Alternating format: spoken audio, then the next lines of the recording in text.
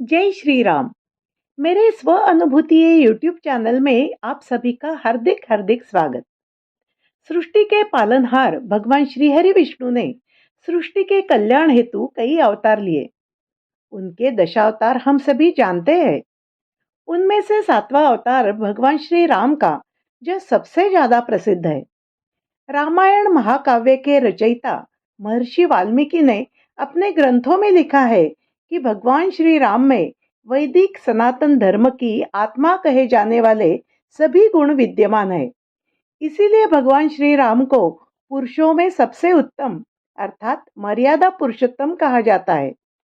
राम अद्वितीय महापुरुष थे। वे अतुल बलशाली, सौंदर्य निधान, सदाचारी, विनम्र तथा उच्चशील के व्यक्ति थे। बाल्यावस्था से ही उनका प्रेम भाव, बंधु भाव, मातृ पितृ भक्ति, गुरु भक्ति, प्रजा स्नेह प्रकट होने लगा। किशोरावस्था में उन्होंने धार्मिक अनुष्ठान पूर्तता के लिए विश्वामित्र ऋषि की सहायता हेतु त्राटिका और सुबाहु नामक राक्षसों का संहार किया। राजा जनक की स्वयंवर सभा में शिव का विशाल धनुष्य अनायास तोड़ डाला, जिसे बड़े बड़े वीर धुरंधर हिला भी नहीं सके थे। विवाह पश्चात उनके राज्याभिषेक पूर्व जब उन्हें पिता द्वारा माता कैकेयी को दिए गए 2 वचनों के बारे में ज्ञात हुआ, तो पितृवचन मिथ्या न हो, इसीलिए उन्होंने तुरंत 14 साल का वनवास स्वीकार कर लिया। माता पिता का धाड़स बंधाया और रघुकुल की वचन पालन की रीत अधोरेखित करते हुए आदर्श पुत्र का कर्तव्य निभाते हुए अयोध्या का त्याग कर वन में प्रयाण किया। दंडकारण्य में शूर्पणखा के भड़काने से जब खर, दूषण, त्रिशरादि राक्षसों ने उन्हें चारों ओर से घेर लिया, तो उन्होंने उन सभी का विनाश कर डाला। किष्किंधा में एक ही बाण में 7 ताल वृक्षों का छेदन कर दिया और बड़े भाई के त्रासदी से उत्पीड़ित सुग्रीव की रक्षा करने के लिए बाली जैसे महापराक्रमी योद्धा को धराशायी कर मित्रता निभाई। लंका में रावण, कुंभकर्ण आदि महापराक्रमी मायावी राक्षसों से हुआ उनका युद्ध तो पराक्रम की पराकाष्ठा का सर्वोत्तम उदाहरण है। 14 साल के वनवास काल में से 12 साल भगवान श्री राम ने वन में विविध स्थानों पर सीता लक्ष्मण सहित सादगी भरा तपस्वी जीवन जी के बिताए।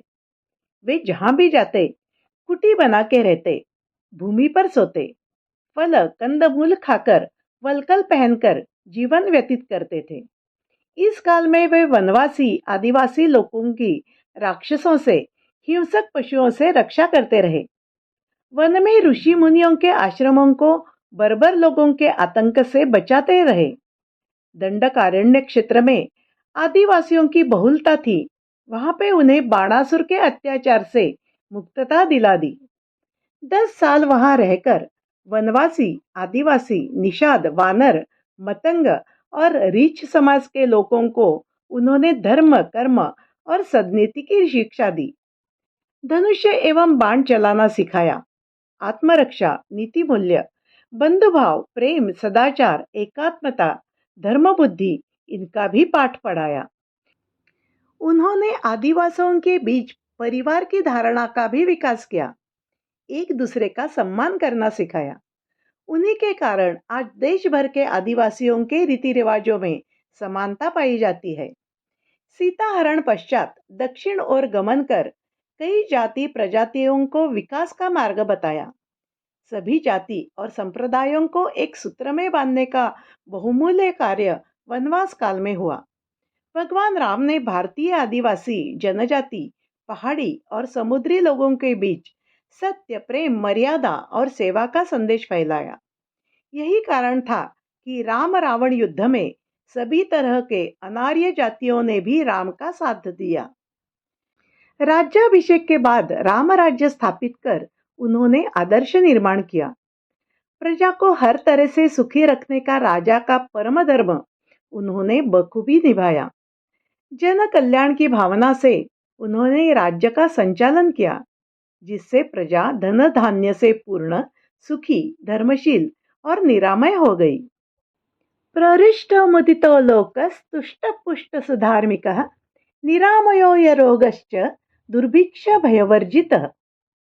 भगवान श्री राम की महिमा, उदारता और उनके आदर्श हमारे लिए न केवल प्रेरणा स्रोत है, बल्कि हमारी जीवन संस्कृति का मूल आधार है।